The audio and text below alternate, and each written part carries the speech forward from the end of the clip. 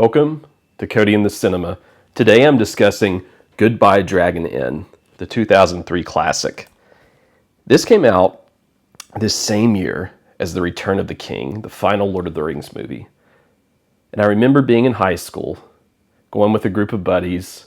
We walked through a small kind of theater. This was a theater that actually had the special sound for the Star Wars movies, and we were able to go to this like very unique cinema that was able to actually properly just use the sound from the from those prequel movies.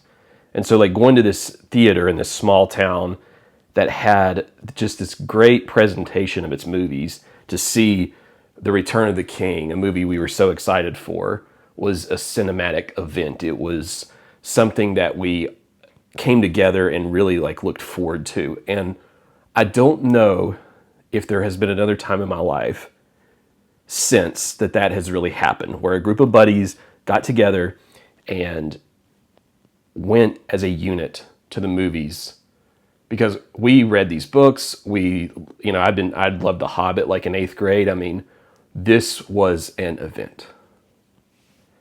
And in the last few years, I rarely go to an actual movie theater because I'm so used to having everything available on physical media that I want to see when I want to see it. I'm the kind of person that now, I have limited time, so I can really only watch movies that I'm super, super interested in sort of the home video way. And the reason I share this is because a lot of those ideas and ideas circling around that idea are present here in Goodbye Dragon Inn. Whether this movie meant to predict some of those patterns in human behavior, I don't know. But this thing, for a 2003 movie, is many years ahead of its time, in my opinion. So the idea of this film is, like I said, it's like the last night in this theater. There's an employee who has something wrong with her legs, so she walks through very slowly and deliberately, cleaning and upkeeping the theater. In fact, she can't keep up with the tasks, so someone's able to kind of sneak in the movies. And she sees parts of the film that's showing, which I don't want to talk too much about because I don't want to spoil what that means to the picture, but she's able to see through like obstructed shots for us as the viewer, the movie on the screen.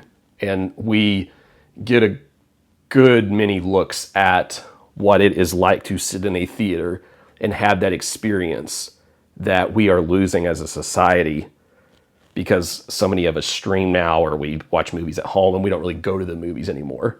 And it's a really unique effect that watching this movie, I don't know if in 2003 when this was made, the director understood how relevant this would become. And so seeing this now in this context is really powerful. But it took me a minute to really appreciate this movie.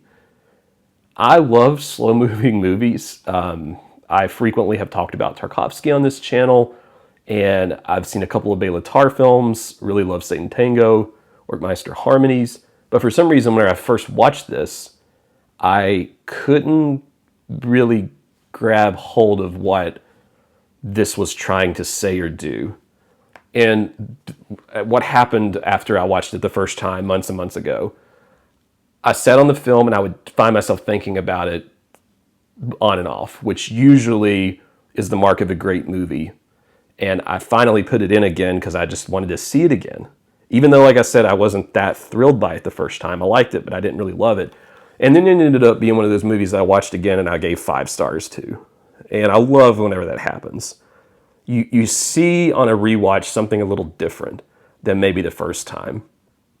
And there's a good bit of like really subtle comedy in here with interactions with different moviegoers. Somebody might put their feet up, somebody might crunch the popcorn too loud. But what really sells this movie is just that feeling that you're really in a theater that's actually going away, and that there's real loss about to occur by not having this theater anymore. There's a really brilliant shot where we see the inside of the theater and there's rain outside, and the rain's super relaxing. This is a great rainy day movie.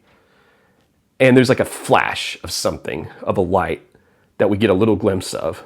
It's just, it happens. I think that shot happens a few times, but it's like everywhere that's not in the theater is like flashier. You know, it's like more, it's meant to be more appealing.